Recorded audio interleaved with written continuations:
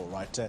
Very good morning to you. If you're just joining us, let's continue the conversation on the Coffee Chat. And I'm joined in studio by eNCA's Political Editor Vuyo Mvoko. And in Harare, I'm joined by Richard Chidza. He's the Deputy Editor of the new Zimbabwe Online newspaper. Mr. Chidza, let's actually come to you. In the last while, so let's perhaps say in the recent times, have you heard any wind of discussions that may be taking place behind closed doors between South Africa's president, whether in his capacity as president of this country or in his capacity as president or as chairperson, rather, of the AU, about what is going on in Zimbabwe? Are you aware of any conversations right now that are taking place?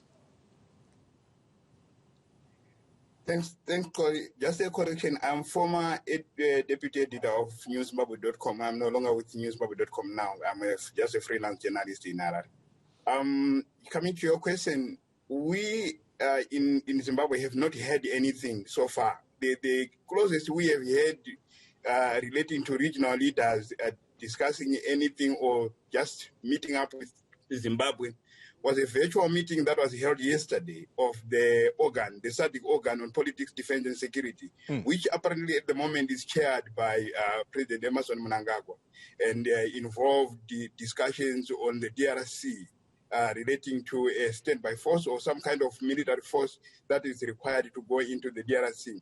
It apparently also involves Tanzania.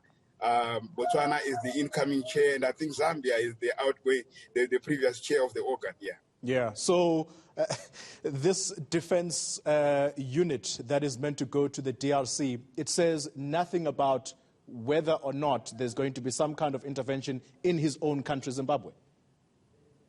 I don't think there was any discussion. If there was any discussion around Zimbabwe, then it would have been brought up to President Mnangagwa and it probably would have brushed off just like that. Richard, can I ask you a quick question? What's it like being a journalist in Zimbabwe right now?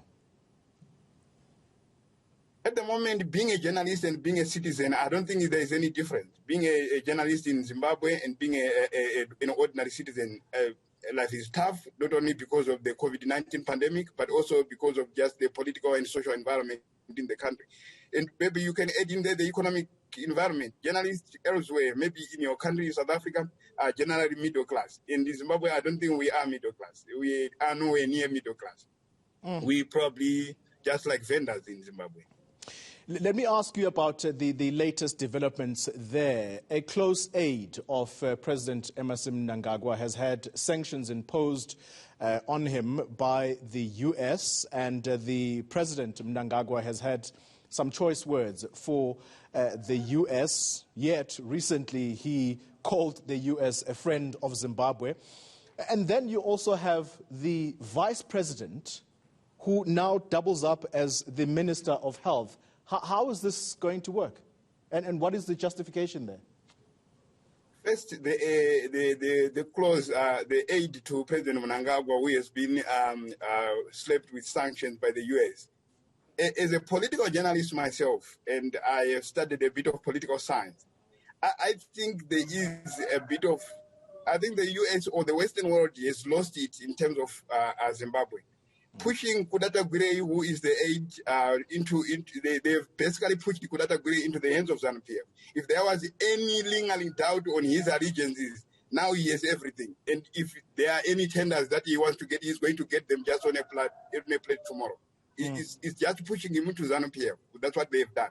And I don't think the sanctions issue is at any rate serving its purpose now. It is basically giving ZANU-PF and the government a pretext or some kind of a structure to blame for any ills in Zimbabwe, social, economic, political, and anything. They would just say it's sanctions.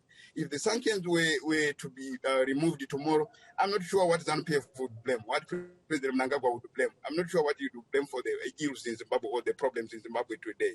And coming to Vice President Chiwenga taking up the position as health minister, I don't think it's anything sinister or anything new. President Mnangagwa himself served as justice minister before he was, when he was vice president. And it has happened. And our constitution is clear. Section 99 of the constitution it's clear that the vice president can be allocated other duties or can be asked by the president to preside over an act or acts of parliament that he can administer. And the constitution also says the executive authority resides in the president and cabinet. And you can be a member of cabinet in Zimbabwe without necessarily being a cabinet minister, and you can be a minister without necessarily being a member of cabinet. Pravi, let's come to you here. That post of Minister of Health being given to the Vice President, Richard has just explained that there doesn't seem to be any anything stopping on any law saying the Vice President can wear two hats.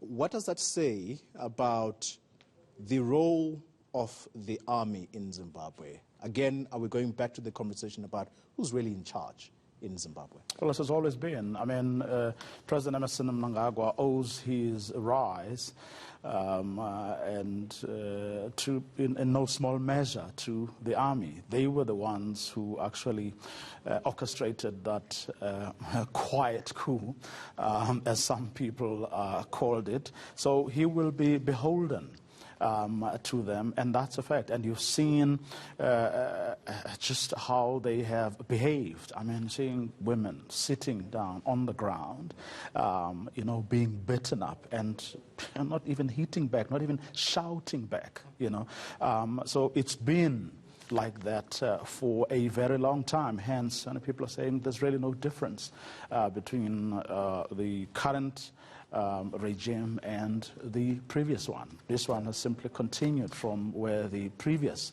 one left. Richard, let me wrap with you in Harare. The Business Day newspaper here in South Africa yesterday was quoting an anonymous source within ZANU-PF suggesting that when Robert Mugabe brought the ZANU-PF into self-destruction mode, there was a plan that was hatched to get rid of him. And the suggestion is that, well, perhaps Mnangagwa may not be a suitable candidate to lead the country of Zimbabwe. Is that sentiment, are you finding anything of that sort within ZANU-PF? And how strong is that sentiment, do you think?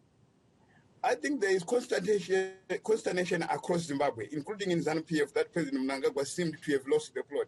There was a bit of maybe trust, if you like, in goodwill in 2017, but it quickly dissipated like mist, in my view. And President Mnangagwa has not done himself any favors by not necessarily pushing for the reforms that he promised, for the things that he promised in terms of fighting corruption and political patronage in his party. And I think even within ZANU-PF itself, there is a bit of a feeling of we lost it here.